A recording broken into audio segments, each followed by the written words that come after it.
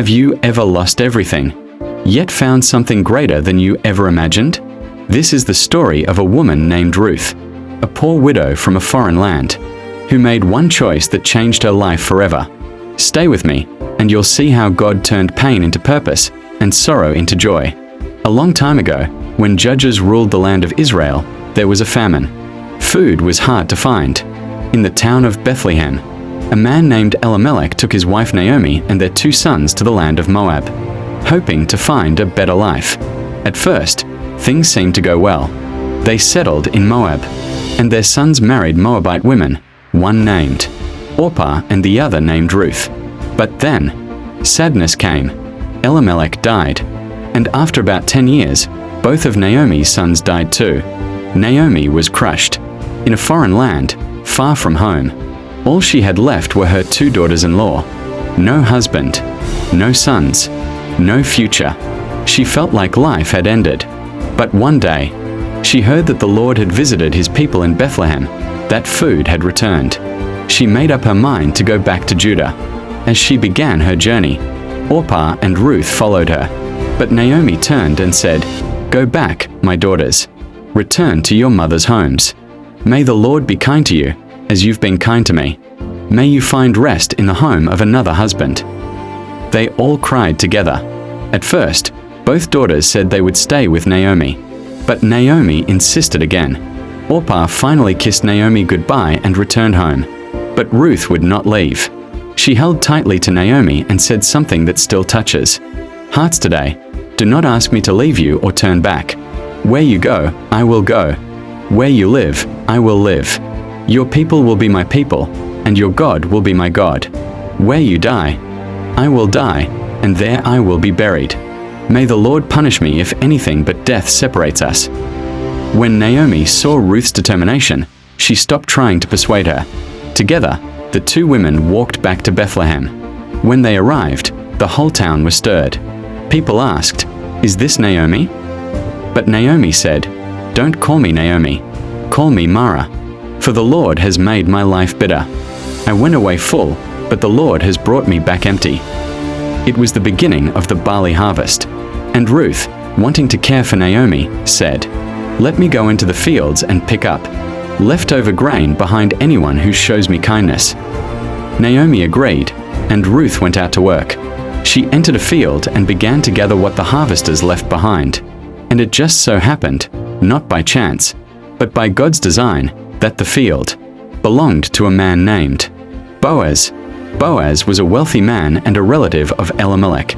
Boaz saw Ruth and asked his servant, "Who is that young woman?" The servant replied, "She's the Moabite woman who returned with Naomi. She asked to gather grain behind the workers. She has been working hard since morning." Boaz was impressed. He went to Ruth and said, "Listen, my daughter, don't go to any other field. Stay here with my servants.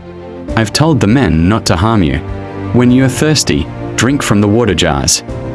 Ruth bowed down and said, "Why have I found such favor in your eyes, even though I am a foreigner?" Boaz answered, "I've heard all about what you've done for your mother-in-law, since your husband died, how you left your people and land to stay with. Naomi, may the Lord reward you for what you've done." At mealtime, Boaz invited Ruth to eat with him and his workers. He gave her more than enough food, and even told his men to let her gather extra grain. Ruth went home to Naomi with her arms full. Naomi was amazed. "Where did you gather today? Who showed you such kindness?" Ruth said, "The man's name is Boaz." Naomi's face lit up with hope. "The Lord bless him. He is one of our family redeemers."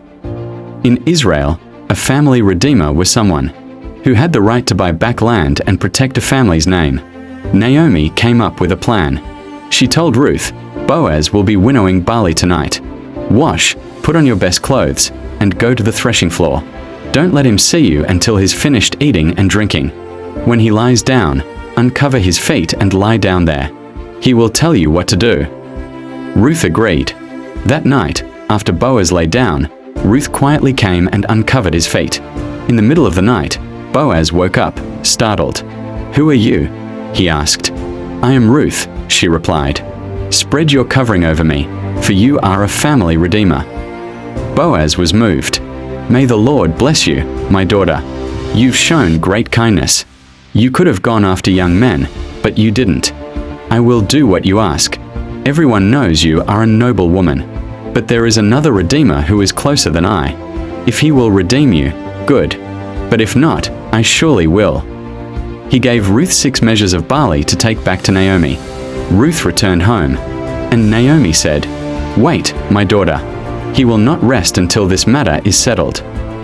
The next morning, Boaz went to the town gate and sat down with 10 elders. When the closer Redeemer passed by, Boaz invited him to sit. Boaz explained, "Naomi is selling the land that belonged to Elimelech. You have the first right to buy it. If you won't, I will." The man agreed to buy the land. Then Boaz added, "If you buy it, you must also marry Ruth the Moabitess to carry on the name of the dead." The man said, "Then I cannot redeem it. I might harm my own estate. You redeem it." So the man took off his sandal and gave it to Boaz, sealing the agreement. Boaz stood before the elders and said, "You are witnesses today. I have bought everything that belonged to Elimelech. I have also taken Ruth as my wife." The people and elders said, "We are witnesses.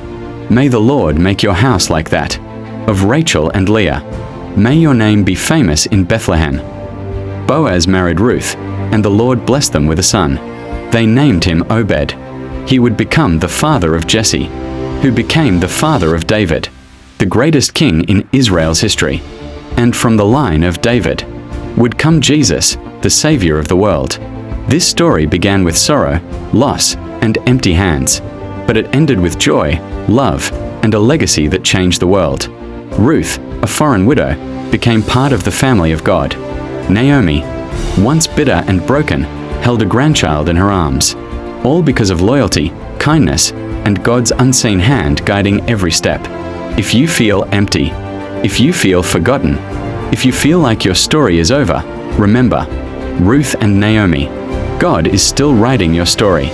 And just like them, He can turn your tears into laughter, your emptiness into blessing, and your loss into a legacy that touches lives forever.